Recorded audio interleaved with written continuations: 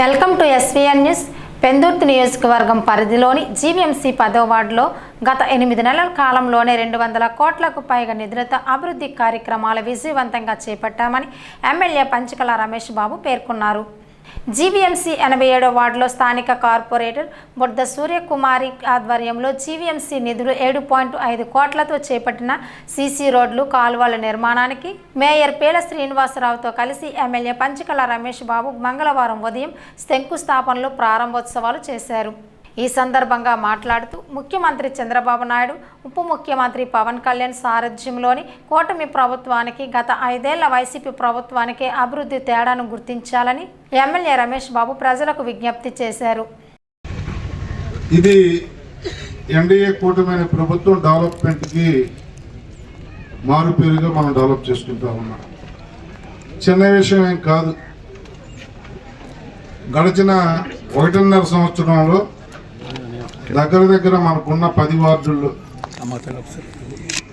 మొన్న ఒక 6 months డబ్బులు లేక ఆగినప్పటికీ కూడా పేలా శ్రీనివాస్ గారు మేయర్ అయిన తర్వాత, అంతకుముందు నేను ఎమ్మెల్యే అయిన తర్వాత కూడా మనకున్న ఈ 10 వార్డుల్లో మనం దగ్గర 200 కోట్ల పైన డబ్బులు తెచ్చాం. అభివృద్ధి కార్యక్రమాలు చేసి చూపించాం. భవిష్యత్తులో కూడా మీకు చెప్తా ఉన్నా, ఈ కార్పొరేటర్ గారు, మేయర్ గారు, నేను ఇక్కడ నాయకత్వం, జనసేన అధ్యక్షులు, తెలుగుదేశం అధ్యక్షులు, ఇక్కడ సీనియర్ నాయకులు అందరూ మాటలు తీసుకుని ఏదైతే ఇక్కడ ప్రజలు కోరుకుంటున్నారో ఆ పరిపాలన ఇస్తామని, అభివృద్ధి సంక్షేమం 2 కళ్ళులాగా ముందుకు తీసుకెళ్తామని చెప్పి గతంలోనూ చెప్పా. అది చేసి చూపిస్తా ఉన్నాం. అయ్యింది మనకి ఇంకా 1.5 సంవత్సరాలు, ఇంకా 3.5 సంవత్సరాలు ఉంది. ఈ 3.5 సంవత్సరాలు పూర్తయ్యేసరికి మీ అందరితో శభాష్ అనిపించుకునే విధంగా మీ కార్పొరేటర్ కానీ, మేము కానీ, మా మేయర్ గారు కానీ పనిచేస్తామన్నారు.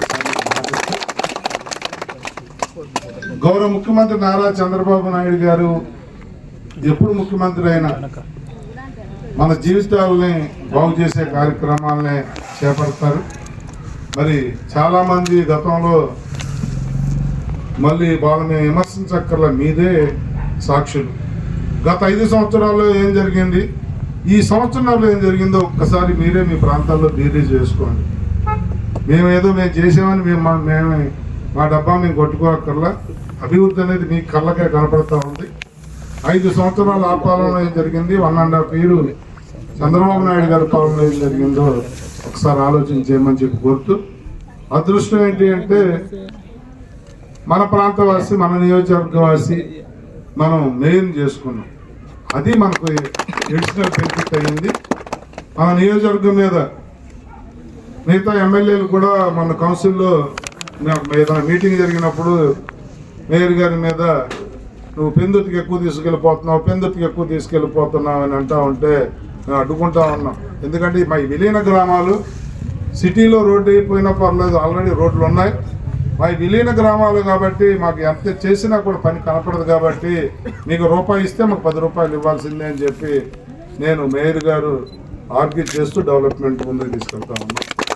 దయచేసి ఇదే డెవలప్మెంట్ భవిష్యత్తులో కూడా ఉంటుంది.